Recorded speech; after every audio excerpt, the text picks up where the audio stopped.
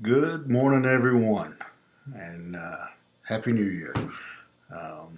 Glad to be rid of the old one. So, hope this one is much better. And Happy 2021. Seems like yesterday we were worried to death about Y2K, and here we are at 2021. Looking forward to great things this year. All right, let's kick this year off like we finished last year. Grab your Bible and let's go back to the 51st Psalm. We'll be finishing it up today, looking at the last couple of verses and how David wraps up his confession. Again, for probably at least a year, David has been burdened, has been by his sin. His prayers have been being hindered because of his sin. And so after his confession, the first thing David is going to do is intercede on behalf of his city of Jerusalem, and again, his sin has affected not only him but his nation. Again, certainly other nations had heard of David's sin and his situation, and so now David is going to pray. The first thing he's going to do is pray for Jerusalem and the people and the well-being of his nation. So it begins in verse 18. Says, "Do good in thy good pleasure unto Zion," which is Jerusalem. "Build thou the walls of Jerusalem." And so again, David was wise enough, I think, to know that his sin would affect the nation. I'm afraid some of our leaders today don't understand that, but David did, and he knew that his sin would have a direct impact on his people and his country. And so now David is begging God and requesting of God that God would intervene and to help Jerusalem to be stronger and to prosper.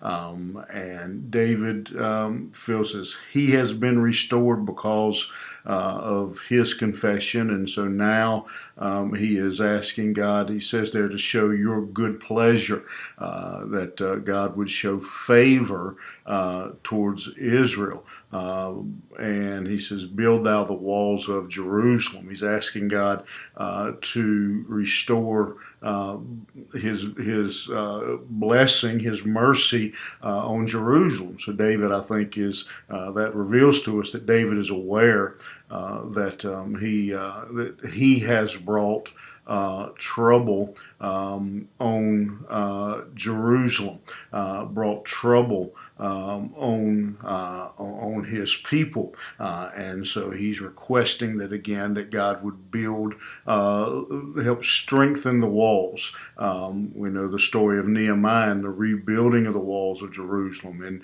in those days, having a strong, adequate wall around your city was not only really kind of your first line of defense, it was your main defense. And Jerusalem, you may have heard it referred to as a city on a hill, and that's because geographically it is a city on a hill. So it has geography in its favor, that it sits up above, and anyone trying to attack has to come up the hill to Jerusalem and could be seen coming, but then the walls themselves would have been around it. But I think even greater than David just praying for the actual walls, he's praying for the security of the nation of Israel. So praying for the security of the city of Jerusalem. And he gives in verse 19 then his reasoning for that prayer. Then shalt thou be pleased with the sacrifices of righteousness, with burnt offerings and a whole burnt offering. Then shall they offer bullocks upon thine altar. And again, we've talked about this through this psalm and at other places, that it's not enough just to offer sacrifice, that God is looking at the heart, and that it's offered with the right attitude and the right heart. And so David acknowledges. He says, "Then shall thou be pleased." So he's acknowledging that in the past he has been hindering the blessing and the acceptance of the offerings from Jerusalem, and so that God is now is willing now. God will be able to accept the sacrifices that are offered. David can offer them, as he said earlier in this psalm, with a broken and a contrite spirit, and that the people of Israel then will follow the example of their king. And so David's confession is again, wouldn't I think myself wouldn't be complete without these two verses. If David were to get to the end of this prayer and say, "Okay, I'm forgiven," and go on out and do whatever from then on, I'm not sure that he would have had the complete blessing of God on him that this prayer adds when he then says, "Lord, bless my city, bless other people." And it's an example to us again that we have a huge responsibility as believers to pray for other people. And when we have unconfessed sin in our life, again, it is hindering us in our prayer life for ourselves and for others. And so it's important for us to remember that when it comes to sin, we have been deceived by Satan into minimizing the consequences of sin. We sometimes, bad example, but I hear people sometimes say, "Well, I don't wear my seatbelt. I'm not hurting anybody but myself." Well, if you have a wreck and you get killed because you didn't have on your seatbelt, what about your family? What about your children, grandchildren, spouse, other people that you're important to? Our sin is the same way. We think sometimes that we're living in a bubble, but our sin, like David's sin, impacts those around us, and if no other reason, it is because it hinders our prayer life. It interferes with our prayer life. We'll see in not too many Psalms here in the 66th Psalm that the psalmist writes, "If I regard iniquity in my heart, he will not hear me."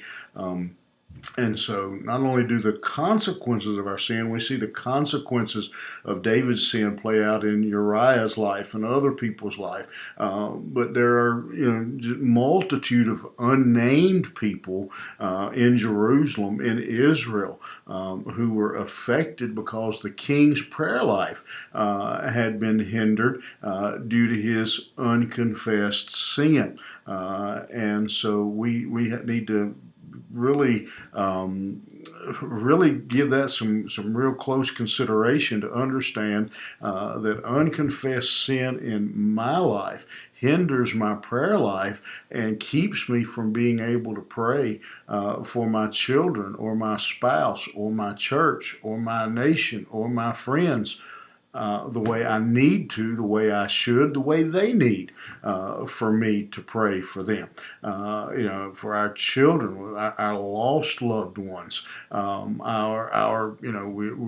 living in a time of pandemic. We can't pray for those around us that are sick and hurting when there is in the way we should, and be as effective and have the power in our prayer life as is possible when we have unconfessed sin in our life. And the really sad thing about that is one of the reasons Christ died was so that we could have that bold, as it's described in the New Testament, access to the Father, that we can come before Him boldly. We saw that veil that was torn from the top to the bottom after the resurrection, after the crucifixion, so that symbolizing that we have that access to the Father. And so it's extremely important for us today to understand the importance